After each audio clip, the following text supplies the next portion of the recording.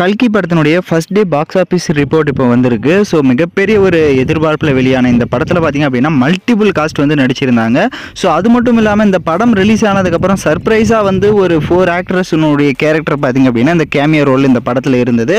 So அது படம் பார்த்து யாருன்னு நீங்கள் ரிவீல் பண்ணிக்கலாம். ஸோ இந்த படத்தினுடைய first day box office collection பார்த்திங்க அப்படின்னா 191 கோடி வந்து இந்த படம் வசூல் பண்ணியிருக்கிறது. ஸோ கண்டிப்பாக பார்த்திங்கன்னா இது வந்து பிரபாஸ்க்கு வந்து ஒரு மிகப்பெரிய ஒரு இது தான். ஸோ ஏன் அப்படின்னா சில ரிவ்யூஸில் பார்த்திங்க அப்படின்னா மிக்ஸ்டு ரிவ்யூஸாக வந்துச்சு, எங்கெங்கே காப்பி பண்ணி போட்டிருக்காங்க மூவிஸ் சீன்ஸை அப்படின்ட்டு.